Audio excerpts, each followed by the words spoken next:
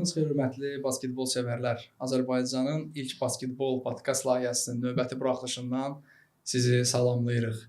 Azərbaycan Basketbol Liqasında uzun marafon yavaş-yavaş sona yaxınlaşır. Artıq final seriyasında, super seriyada bir tərəfdə Sabah, bir tərəfdə Abşeron Lions.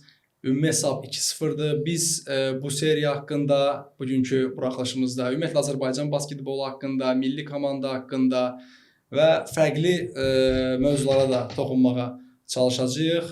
Bugün mən təbii ki, yenə tək deyiləm. Mənimlə bərabər Azərbaycan milli komandasının baş məşqçisi, kişilərdən ibarət yığmamızın əsas siması, rəhbər şəxs Tahir müəllim Baxşıyevdir. Hamını salamlayıram, salam Sənan. Ümid edirəm ki, maraqlı söhbətimiz alınacaq. Əgər Tahir müəllim buradadırsa, təbii ki, Azərbaycan basketbolunda ən önəmli şəxslərdən biridir. Həm basketbolçu kimi, həm məşqçi fəaliyyətində və NTD klubunda baş məşqçisidir Tahir müəllim. Bunu da qeyd edək, hörmətli basketbol sevərlər. Mövzularımız çoxdur Tahir müəllim. İlk öncə mən təbii ki, Azərbaycan Basketbol Liqasında final seriyasından danışmaq istəyirəm. Final seriyasında hal-hazırda hesab 2-0'dır. Mən sizinlə bərabər finalın 2 oyununu izlədik. Ümumiyyətlə ajartaj yaşanırdı, anşlag var idi. Bakı İdman Sarayında kifayət qədər azarkeşləri də biz gördük. Birinci oyunda bir qədər Sabah çətinlik çəkdi qələbə qazanmaqda. İkinci oyunda tamam fərqli mənzərə izlədik. Ümumiyyətlə super seriyanın ilkin mənzərəsi haqqında nə deyə bilərsiniz? Çempionat elə başlanmağında bilinirdi ki, bilinmirdi, ancaq çox mütəxəssislər də deyirlər ki, bəlkə finalda Sabah ən iddialıdır finala və finalda onlarla oynamağa əlbəttə bir neçə komanda onlarla mübarizə apara bilərdi. Ancaq bu Abşeron daha yaxşı müntəzəm çempionatı oynadı və finala qatıldı. Əlbəttə finalda daha maraqlı bir oyun gözləyə bilərdi. Ancaq finaldan belə birinci oyundan qabaq Abşeron komandası da zədəli oyunçular oldu. Həmzən olmamağın, Şoğun olmağın, komandanın demək olar ki 5 nömrəsiz qalmağı, Sabah kimi komanda ilə əlbəttə vuruşmağı daha da çətinləşdirəcəkdi. Ona baxmayaraq əlbəttə çox yaxşı oyun oynadı Abşeron. Hələ seriya bitməyib. Bitməyib, əlbəttə. Mən birinci oyundan danışmaq istəyirəm ki, nəyə görə o maraqlı idi. Erxan Toker bizim. Sizin köməkçinizdir bu arada milli komandada. Çox yaxşı bir müdafiə qoydu, çox yaxşı bir zonada oynadılar. Sabah onu qırmağa biraz çətinlik çəkdi birinci, ikinci periodda. Üçüncü periodda daha çox səbətin altında başladılar oynamağa. Çünki yenə deyirəm, onlarda 2 dənə böyük, Abşeronda 2 dənə böyük oyunçu zədəli idi. Bəli. Yenə deyirəm, ona baxmayaraq çox yaxşı oyun oldu. İkinci oyunda da əlbəttə üçüncü demək olar ki, Aurelikan olmamağı və Fraser'ın zədə ilə oynamağı. Sağ əlində zədə var. Birinci oyunda da var idi, ikinci oyunda daha çox görsənirdi o. Əlbəttə Sabahı da bilirik ki, çox güclü komandadır, oyuncular güclüdür, çox yaxşı məşqçiləri var. Bəncə belə də bir olmalıydı, çünki belə komanda ilə 3 dənə əsas oyuncu olmayanda çox çətindir. Mən qeydim ki, Tahir müəllim, elə zədədən söhbət düşmüşkən bizim milli komandamızın da həm də həkimidir, həm də TD klubunda sizinlə bərabər bu mövsüm çalışdı. Səbuhi doktor, yəni Səbuhi Hacıyev, Fraser'ə mən həqiqətən də gördüm. Çox istəkli idi, onun müalicə prosesində də əlindən gələni etdi. Fraser özü də istəkli idi ki, hansı ki super seriyada oynasın, onların siz bilirsiniz mövsüm ərzində Hasan Eqravetlə də bir rəqabətləri var və ümumiyyətlə zədəli basketbolçulara toxunduq. Baxmayaraq ki, milli komandamızın həkimi köməklik göstərdi, amma James Fraser o dəstək əli, onun atış əli sol əlidir, amma dəstək əlindən güc ala bilmir. Müəyyən problemlər yaşayır. Bunu təbii ki, siz kənardan bir məşqçi kimi daha yaxşı görürsünüz və komandanın oyun qurucusu məşqçinin düşünən beynidir parketdə. Bütün funksiyaları məhz oyun qurucu icra edir, amma oyun qurucunun belə yarımcan deyək də tam güc ala bilmir. Əlbəttə hər bir zədə biraz oyunu kontroldan çıxırsan. Çünki görsənirdi ki, hər bir təmas olan kimi Fraser əlindən tuturdu. Bütün fikri əlində idi. Belə fikirlə basketbolda oynamaq yerdə çox çətindir. Ancaq sən dediyin kimi doğrudan da çox istəkli idi. Görsənirdi ki, oynamaq istəyir, qalib gəlmək istəyir. Məncə belə bir oyunçu, belə bir istəklə çıxanda o komanda yoldaşlarına daha çox energiya gəlir. Çünki onlar da görürlər ki, əsas oyunçu Zədəli ancaq necə can yandırır oyun üçün. Əlbəttə bu hamıya bu energiya gəlir və yenə deyirəm, ikinci oyunda pis keçmədi, ancaq yenə deyirəm, orada o 3 nəfərin olmamağı. Sizcə Zədələr ciddi təsir etdi bu seriyaya? Əlbəttə, 5 nömrəsiz qalmaq. Çidom çox yaxşı oynadı ikinci oyun. Ancaq nə qədər belə şey eləməsən, Çidom 3-4 nömrədir, yəni 5 nömrə deyil. Və yerli basketbolçulardan Tahir müəllim, biz milli komandanın üzvüdür Sadəttin Donat. Mövsüm ərzində çox önəmli çox kömək eləyirdi Abşeronla. Elə Avrokuboklarda çox kömək elədi. Onun da olmamağı böyük bir deyirəm, çətinlik yaradır Abşeron komandasına əlbəttə. Ceylon Şounu qeyd etdiniz siz ki, bu biraz da tez zədələndi. Çempionatın son oyunda, sabahlı oyunda zədələndi və mən gördüyüm qədərilə Nicat Məmmədlinin burnu qırıldı. Hansı ki, yerli basketbolçu statusunda oynayırdı. Ona da şəfalar diləyirik. Nicat da çox özünü yaxşı göstərmişdi. Playoff oyunlarında da oradan da çox yaxşı göstərdi. Və Qorelikin də səhətində yəni hansı ki, hərarətlə seriyanın ikinci oyununda, birinci oyununda, seriyanın birinci oyununda baxmayaraq ki, onun özünü yaxşı hiss etməməsi oyununa mən düşünmürəm ki, mane oldu. Çox yaxşı oyun keçirdi. Hətta qələbə qazanmağa daha yaxın idi Abşeron Lions. Daha sonradan yenə deyirəm, geniş rotasiya bu basketbolda sübuta ehtiyacı olmayan, belə deyək, teorem, aksiom adlanır. Bu aksiom ki, geniş rotasiya kimdə varsa, hansı ki, sizin komanda haqqında da mən qarşıdakı dəqiqələrdə danışacağam. Lakin əsas olaraq mən bu iki oyun haqqında danışdım. Zədələr, siz də mənimlə razısınız ki, final seriyasına birbaşa təsir etdi və hesab 2-0-dır və son oyun mayın 5-i olacaq. Sabah çempionluğa yaxınlaşır. Rimas Kurtinaitis'in sabahın baş məşqçisi kimi 3-cü çempionluğu, sabahın komanda halında 4-cü çempionluğu rəsmiləşə bilər. Ölkəmizi 2 dəfə olaraq FIBA Çempionlar Liqasında təmsil etdi sabah. Yəni bu da heç də belə deyək, kiçildiləsi bir uğur deyil, böyük bir uğurdur Azərbaycan basketbolu üçün və güclü heyətdən danışdıq. Tahir müəllim, sabahın heyətində sizin diqqətinizi çəkən oyunçuları biz ön plana çıxarsaq, ilk olaraq kimin və kimlərin adını deyə bilərsiniz? Əlbəttə, Gravetlə Blakesin oyunu birinci yerdədir. Onlar çox yaxşı oyunu qururlar. Onlar ikisi də bir vaxtı meydançında olanda fərqli bir basketbol görürük. Ancaq tək-tək olanda da Rimas oyunçuları da fərqli dəyişmələr edir. Gravet daha çox kimdənsə çıxardır. O Blake çıxanda biraz fərqli komanda çıxardır. Ancaq yenə də çox yaxşı komandadır. Sən demişsən ki, Çempionlar Liqasında da iştirak elədilər. Pis oynamadılar, çox yaxşı. Birinci dəfə idi, hamı bilirdi ki, çətin olacaq. Ancaq gələcəkdə mən inanıram ki, nəinki Sabah klubu, Neftçi klubu, Abşeron klubu və nə qədər çox klublar Avropada bizə təmsil eləsək, əlbəttə daha yaxşı olacaq. Bu əsas Azərbaycan basketbolu üçün çox yaxşıdır. Və adətən halını almalıdır. Əlbəttə, və cavan uşaqlar da gəlir, baxır basketbol var, kiməsə baxır, kimdənsə öyrənmək istəyir. Bu hər bir şey üçün, basketbol üçün böyük bir təkamdır. Ona görə gələn ildə bu kim oynayacaq Evrokublarda hamısına uğurlar arzumaq istəyirəm. Biz də, bəli. Və finalın MVP-si mən belə bir sualla da sizə müraciət etmək istəyirəm. Ötən il finalın ən dəyərli basketbolçusu Hasani Gravet seçildi və müntəzəm çempionatda da A qrupunda ən dəyərli oyunçu oldu. Bu il də A qrupunda ən dəyərli oyunçu Gravet seçildi. Finalın ən dəyərli oyunçusu sizcə? Mən 3 namizəd təklif etmək istəyirəm sizə, düzdür.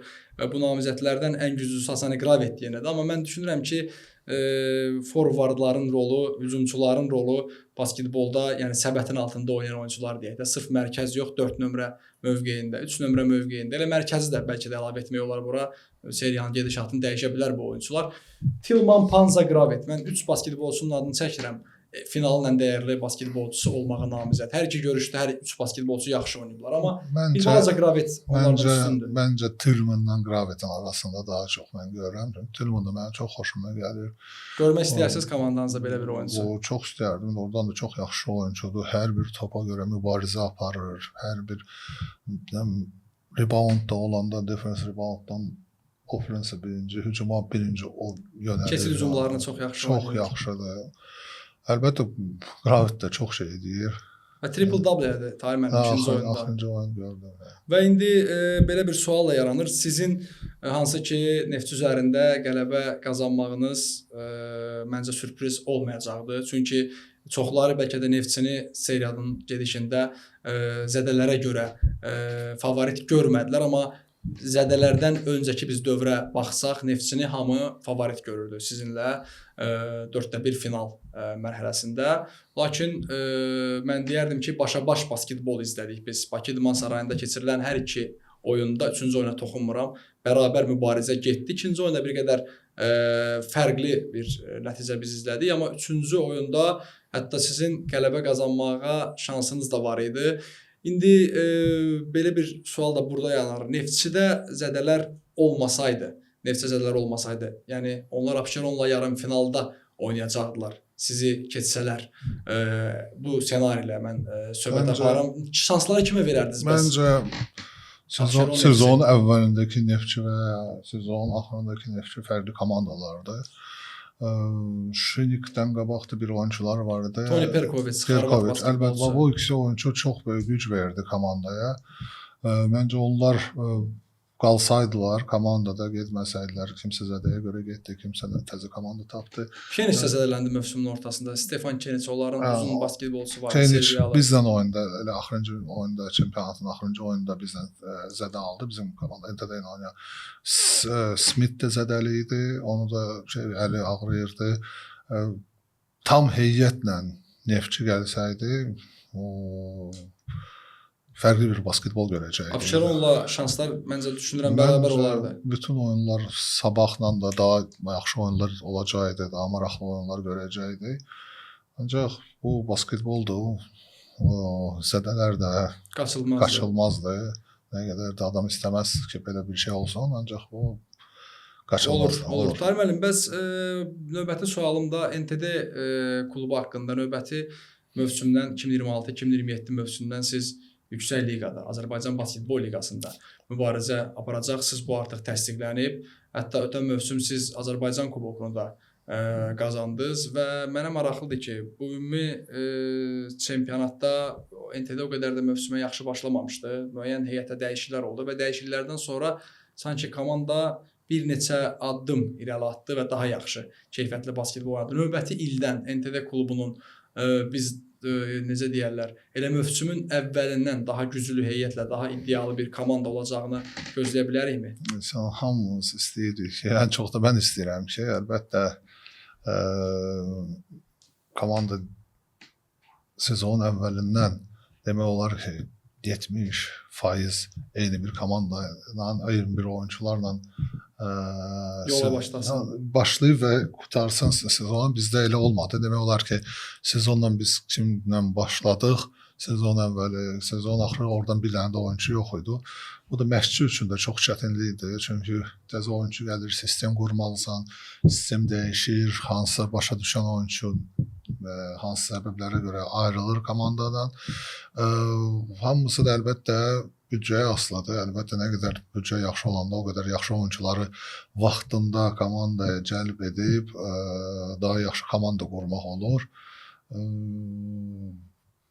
Yenə deyirəm, hər şey büdcəyə bağlı olacaq. Əlbəttə yaxşı büdcə olsa, yaxşı oyunçuları vaxtında tapa bilsək, komandaya dəvət edə bilsək, məncə bu NTD daha yaxşı olur. İddialı komandalardan olacaq. Tahir müəllim, ümumiyyətlə müntəzəm çempionatın gedişində növbəti sualım da bundan ibarətdir ki, yerli basketbolçular haqqında da istəyirəm bir qədər danışaq. Çünki siz Azərbaycan millisinin baş məşqçisiniz və demək olar ki, müntəzəm çempionatda mən gördüm, əksər oyunlarda arenalardan, yaxından belə deyək, basketbolçularımızı izləyirdiniz.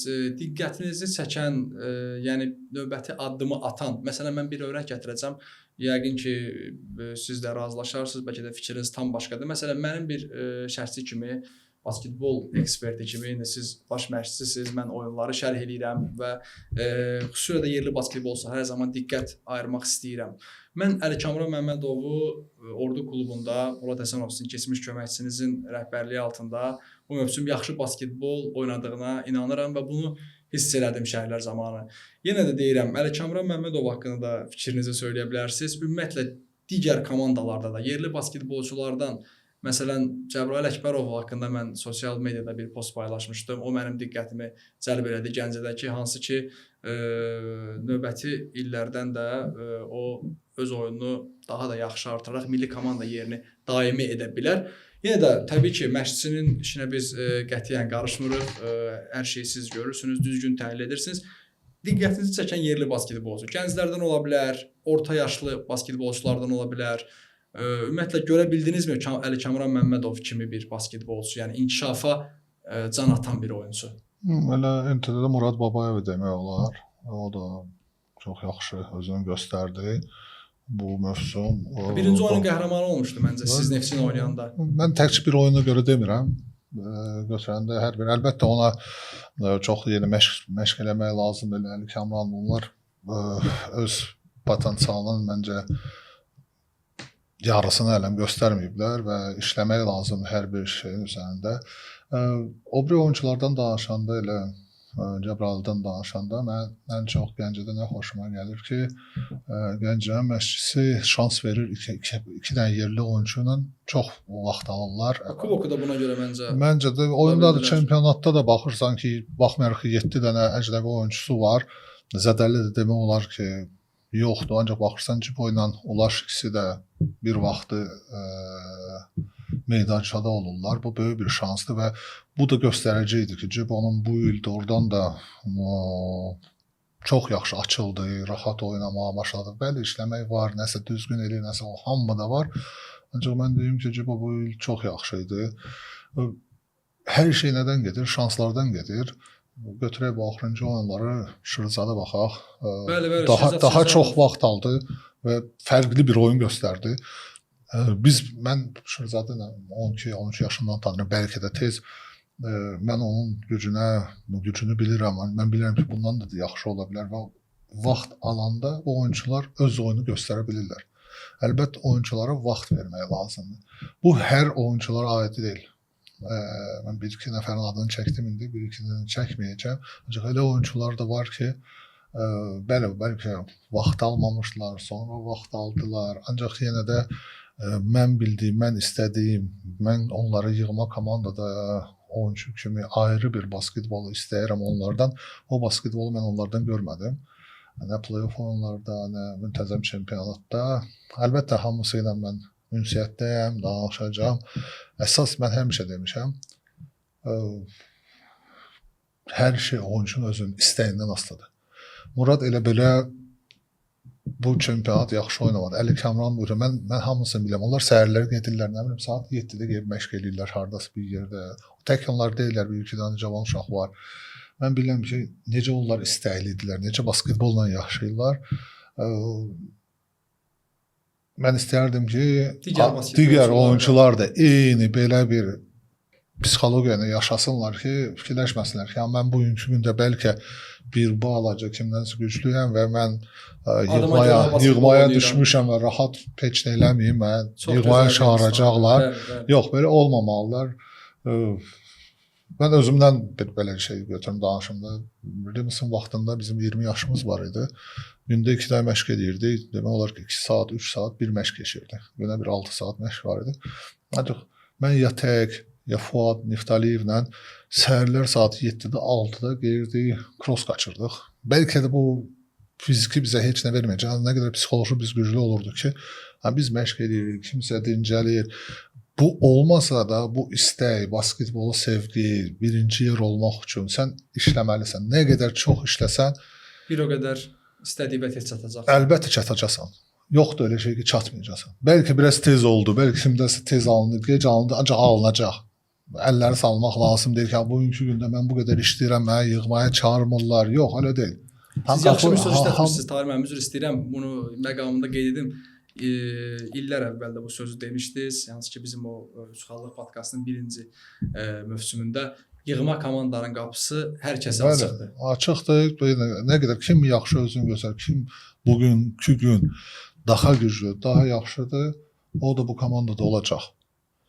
Ona görə deyirəm, kim öz üzərində çox işləyir, əllərini salmasınlar, daha da çox işləsinlər və qapılar açıqdır və eyni şeyi demək istəyirəm ki, kim bugünkü gündə yığmadadır, onlar da fikirləşməsinlər ki, biz bugünkü gündə yığmadayıq, rahatıq. Yox, kim yenə deyirəm, bizdə yığma oyunların qabağı təlim toplanış məşqlərimiz olacaq və orada kim ən yaxşıdır, 12 nəfər. Kim rəqabətə davamlı olacaqsa, o da oynayacaq. Onlar da oynayacaq. Tahir müəllim, bir məsələ ilə mən bağlı, belə deyək, birinci bizim bundan əvvəlki buraxılışımızda olan söhbətlər. İndi mən razıyam, orada müəyyən fərqli fikirlər də olmuşdu. Yəni biz tənqidləri də qəbul edirik. Yəni mən həmişə tənqidləri qəbul etməyə hazıram. Hansı ki, Tahir müəllim indi bir məsələni qeyd edəcəm. Bizim idman direktorumuz Türkiyə basketbolunda önəmli şəxslərdən biri sayılır, Turqay Zeytingöz. Onun şəxslərlə bağlı bir ifadəsi olmuşdu. Məsələn, mən də bu ifadəni artıq tərk etmişəm. Deyirlər, Sənan tənqid edir kimlərisə, amma tənqidi mən çox gözəl qəbul edirəm və hər kəsdən, yeri gəndə sizdən də müəyyən Avroliqa oyunları olsun, fərqli turnirlər olsun, siz də öz fikrinizi bildirmisiniz. Mən də bir şəxsi kimi bu məsələləri aradan qaldırmağa çalışmışam. Məsələn, o mənə demişdi, qayda pozuntusu barədə fikrimi indi hara gətirirəm, nəyə görə əlaqələndirirəm. Qayda pozuntusu sözünü mən şərhlərə son vaxtlar baxırsam mən işlətmirəm. Çünki bu qayda pozuntusu sözünü işlətmək sanki vəziyyətdən çıxmaq kimi bir şeydir. Xüsusən də indi mən futbol şərhçilərinə, futbol şərhlərinə ümumiyyətlə qarışmaq istəmirəm. Sırf basketbol şərhlərində hər faulun özünə məxsus izahı var. Məsələn, mən qayda pozuntusu sözünü işlədirdim, amma artıq işlətmirəm. Bu da bir irad idi. Belə deyək, irad deməzdim. İndi Turqay bəy dedi, biz istədiyindən bu sözləri işlədir, istəyir yayımlar daha keyfiyyətli getsin. Mən bu sözü öz leksikamdan belə deyək, şərhçilik zamanı çıxardım artıq. Yəni foul bir mənalı foul. Başqa, yəni burada əlavə nəsə axtarmağa ehtiyac yoxdur. İndi o buraxılışla bağlı tənqidlərdən sonra bizim bəzi məşqçilərimiz mi deyim, bəzi basketbolçularımız mı deyim, küsürlər, inciyirlər. Siz bax, bayaq peşəkarlıq haqqında danışdınız ki, yığma komandanın qapısı hamıya açıqdır, işləmək, çalışmaq lazımdır, heç kim arxayın olmasın ki, bu basketbolcu bugün milli komandadadır, elə necə deyim, hansı ki 25 yaşım var, 33 yaşıma kimi mən burada oynayacağam. Belə bir şey təbii ki yoxdur.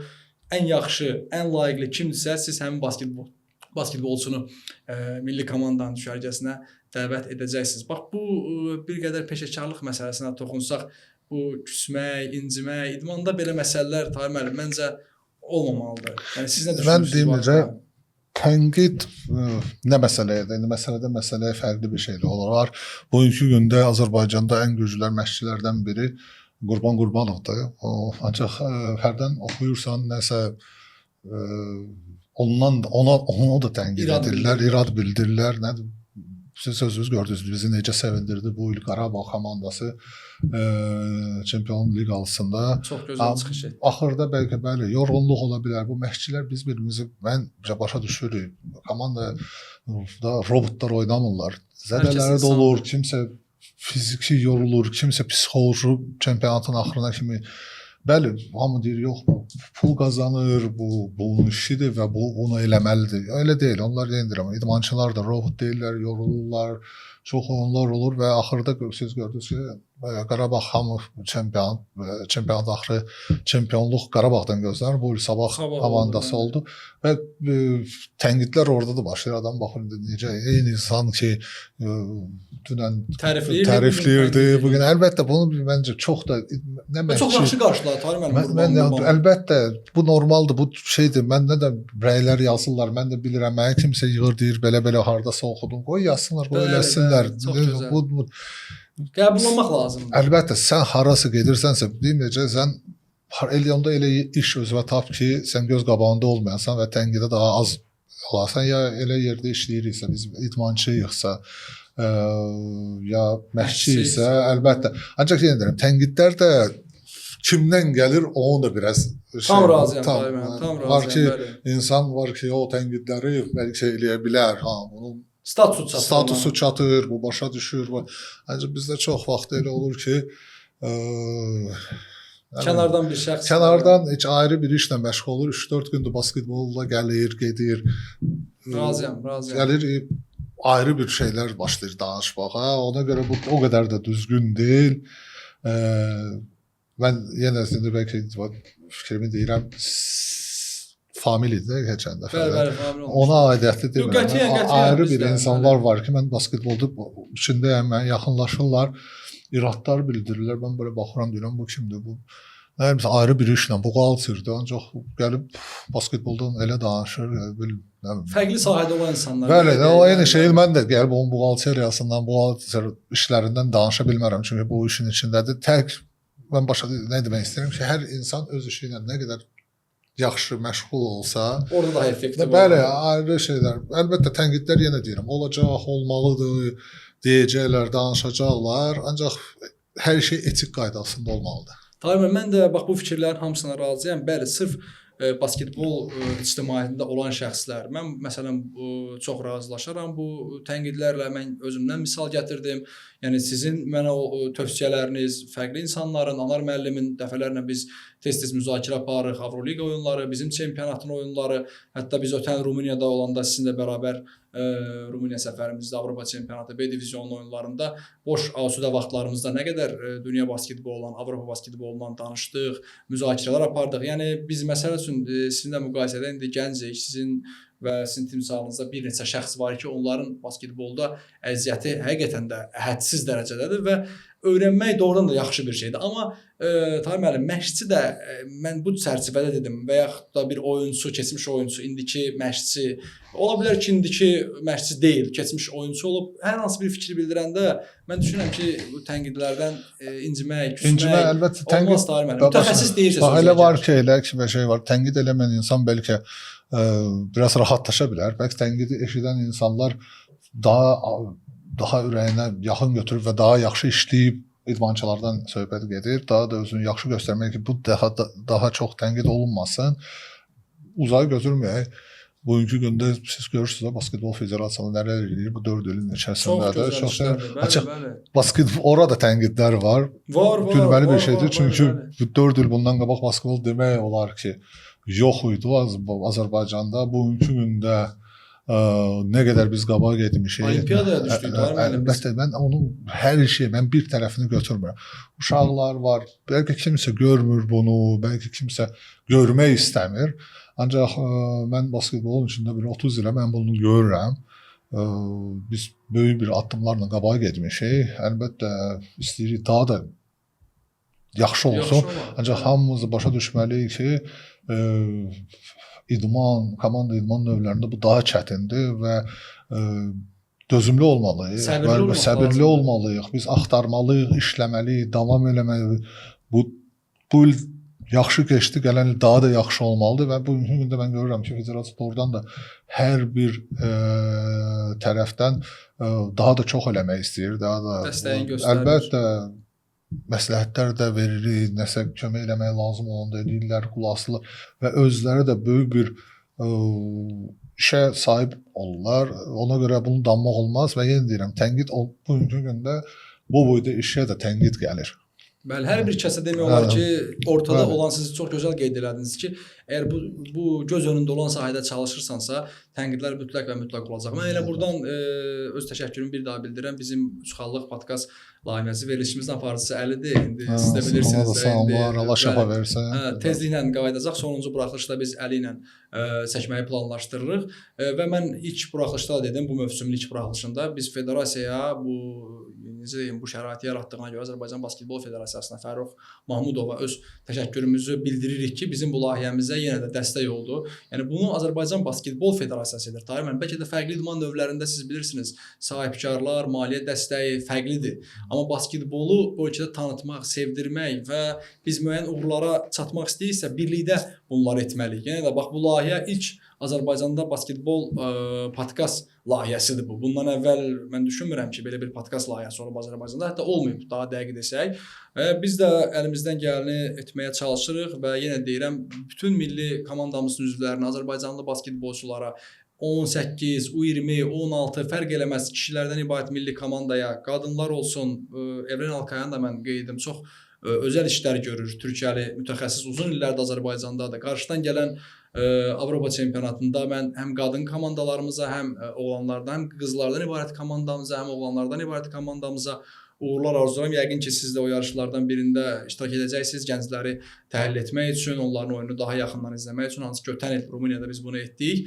Tahir müəllim, bir də indi növbəti mövzuya mən keçməzdən əvvəl bu qısa belə bir bizim komandamızı danışdıq. Azərbaycan basketbolunu uğuran danışdıq. Bizim Həvəskar Liqasında oynayan komandamız var. Caspian Storm komandası.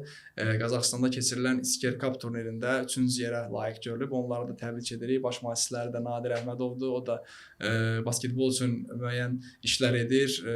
Media Liqada da məsəl üçün məşqçilik edir. Bildiyim qədərilə həmin klubun da məşqçisidir. Və sualımı nə ilə əlaqələndirmək istəyirəm? Həvəskar Liqa. İndi hal-hazırda bu yarışda da play-off oyunları keçirilir. Və ötən il belə deyək, Həvəskar Liqa var idi, amma birinci liqanın formalaşmağı gündəmdə deyildi. Artıq bu il mövsüm bitdi və biz yeni mövsümdən etibarən Azərbaycan Basketbol Liqası əsas çempionatımız 8 komanda, hansı ki onlar indi play-offda iştirak edirlər və birinci liqa adı altında bu illəri orada Sərhədçi olacaq, Quba olacaq, Lənkəran olacaq, Sumqayıt, yəni bu adını çəkdiklərimiz komandalar indi mən bilmirəm qalacaqlar, qalmayacaqlar.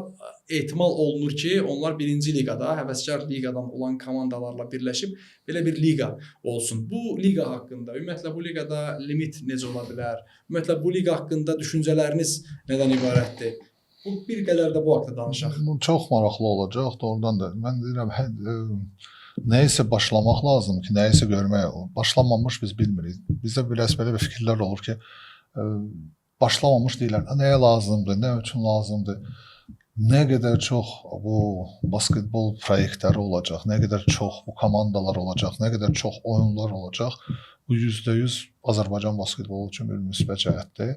Və əlbəttə demək olar ki, bu birinci lig başlayandan sonra yerli cavan oyuncular oynamaq şansları daha çox olacaq. Daha çox vaxt alacaqlar, daha çox özlərini göstərəcəklər və daha çox məncə iddialı olacaqlar ki, Super Liqə düşək, ki, yaxşı komandalar bizi götürsün.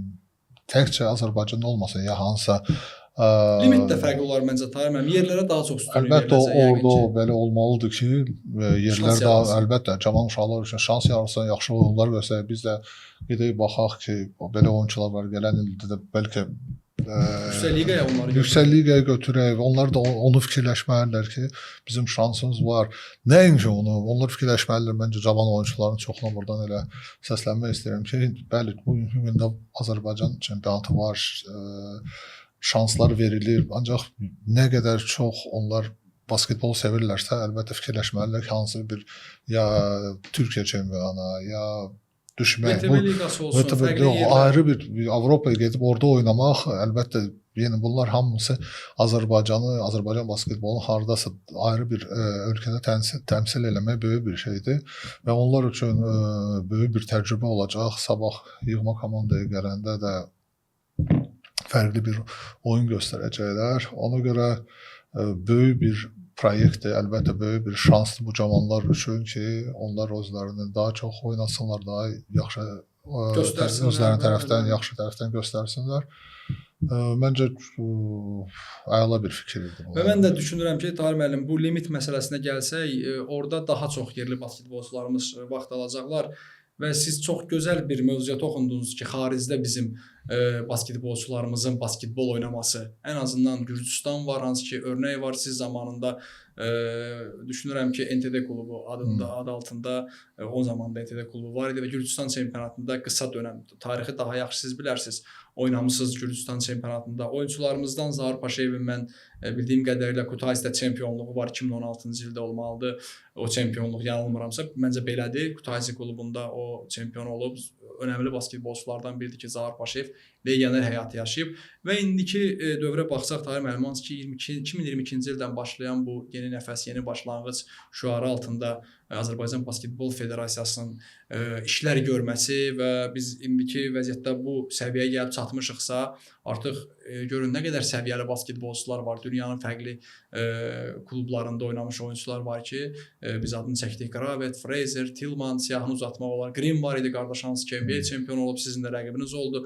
Yəni belə oyunçular gəlirlər ölkəmizdə oynayırlar və mən istəyərəm ki, bizim basketbolçularımızda siz dediyiniz kimi Gürcüstan, Türkiyə, yaxın ölkələrdə də burada basketbol oynamaq o qədər də bilirəm asan deyil, müəllim, çətindir, amma bizim indiki vəziyyətdə yığma komandamıza biz baxsaq, yeganə legioner həyatı yaşayan basketbolçumuz Orxan Aydındır. O da Türkiyənin Super Lig yox, basketbol liqində, yəni 2-ci liqada belə deyək, burada basketbol oynayır və bu sayın nə qədər realdır sizin fikriniz? Hansı illərdən sonra oynaya bilər bizim basketbolçularımız orada? Biz vaxt qoymamalıyıq məncə. Əlbəttə hamı istəyir ki, tez olsun. Bir ildən sonra oynasın, ancaq bilmək olmur. Əlbəttə biz istəyirik ki, nə qədər çox oyunçular ayrı bir yaxşı Avropa çempionatı, İspaniyada, sən deyirsən Türkiyə, Gürcüstan, mən istəyirəm İspaniyada oynasın. Mən istəyirəm Fransada oynasın, ya Bundesligada oynasın, Germaniyada. Yox, bu bugünkü gündə real deyil. Ancaq gələcəkdə mən inanıram potensiallar, uşaqlar çoxdur. Mən bütün uşaqlardan ünsiyyətdəyim. Baxmayaraq ki, yığmadan baş məşqçi. Aşağı liqalar hətta. Əlbəttə mən 15 yaşlı uşaqlarla da ünsiyyətdəyim. Görürəm var yaxşı potensiallı uşaqlar var. Ancaq onlar başa düşməlidirlər ki, tək bir məşqdən hansı onlar və heç vaxt beyninə salmalıyıq, amma mən məşqçi mənə öyrədəcək və mən super oyunçu olacağam. Yox, məşqçi 15-20%, 80% hər şey oyunçunun özündən asılıdır. Özü çox işləməlidir, özlərinin istəkli olmalıdır və inanıram ki, bir neçə ildən sonra biz belə bir adları eşidəcəyik ki, hansı Avropada bizi təmsil edir onlar. Və Tahir müəllim, mən siz də bildiyim qədərilə gedirsiniz, iştirak edirsiniz. İndi bilirəm, klubla işləmək heç də asan deyil. Əcnəbi oyunçuları var, özlərinin öz psixologiyaları var. Vaxt tapdıqca bu aşağı yaş qrupları var. Bizdə fərqli yaş qruplarında liqalar keçirilir. Həm oğlanlar arasında, həm qızlar arasında. Və bunlar mən düşündüyüm qədərilə və əminəm də buna, rəqabəti çox artırır. Rəqabət çox, həddindən artıq çox artır bizim ölkədə rəqabət və gələcəkdə hansı ki milli komanda dediniz. Bu basketbolçuların kim bilir, bəlkə də elə bir istedad olacaq ki, onların arasında o daha fərqli bir ölkədə basketbol oynayacaq. Mən 13 yaşlıların yarışlarını getmişəm, U13 yaşlar. Mən bilirəm ki, U11 də gedir bu il. Da bu çox, məncə çempionatı götürür, nə bilim, bu yığma komandalar götürür də, bu şey. Maraqlıdır. Mən yox, nə deyirəm, ən vacibi oydu. Bu 13-11 yaşlılar belə çempionat keçirmək üçün. Çünki doğrudan çox yüksək səviyyədə bu çempionat keçirildi 13-11 yaşlılar arasında və bu davamlı olsa, əlbəttə biz biraz dözümlü olsaq, böyük bir oyunçular görəcəyik. Dayanmamalıyıq, buraxmamalıyıq. Bunlar U13, U14 olmalıdır, U15 bunları davamlı U18, U20-yə gətirsək, doğrudan da istədiyimizə nail olacağıq. %100 nail olacaq. Tahir müəllim, yavaş-yavaş biz Üçxallıq podkastın növbəti buraxılışının sonuna gəlirik. Mən istəyirəm yekunu elə siz kişilərdən ibarət milli komandamızın baş məşqçisiniz. Yəqin ki, Azərbaycanda bir çox basketbolçu, bir çox basketbol məşqçisi sizi yaxından tanıyır, işlərinizi izləyir, bilir. Ümumiyyətlə çağırışı etdiniz. Hər kəsə çağırış etdiniz ki, milli komandanın qapısı açıqdır, məşq eləmək lazımdır, fərqli necə deyim, yarışları bəlkə də izləmək lazımdır. Ümumiyyətlə də öz üzərində məsuliyyət hiss eləmək lazımdır. Bunu dediniz. Qarşıdakı oyunlar barəsində qısa danışın, təlim məşq toplanışı haqqında nə vaxtdan başlamaq fikriniz var? Çempionat artıq uzun marafon, mən reportajın verilişimizin əvvəlində mən qeyd etdim. Sona yaxınlaşır. Bəlkə də sabah elə mayın 5-i çempion olacaq və buna da yaxın zədəli oyunçuları nəzərə alsaq, milli komandanın qarşıdakı təlim məşq toplanışları, əsas milli komandanın oyunları, Lüksemburqdan oyun, İrlandiyanın Bakıdakı oyun və bir də ki, ümumi planda bu bizim yeniyetmələrdən ibarət milli komandalarımızın qarşıdakı yarışlar barəsində düşüncələrinizi söyləyin. Yığma komanda, demək olar ki, bütün komandalar iyunun əvvəlində təlim toplanış məşqlərə yığışacağıq. A komandamız iyunun demək olar ki, istəyirik. Necə alınacaq bilmirik. 17-si, 18-i, 20-si belə bir vaxtda 2 dənə, 3 dənə yoldaşlıq oyunu oynayaq. İndi komandalarla danışıqlar gedir. Ya biz oynayacağıq, ya bəlkə kimsə gələcək. Bakıda bu oyunları oynayacağıq. Ondan sonra siz dediyimiz kimi 29-30 biz Lüksemburqa yola gedirik.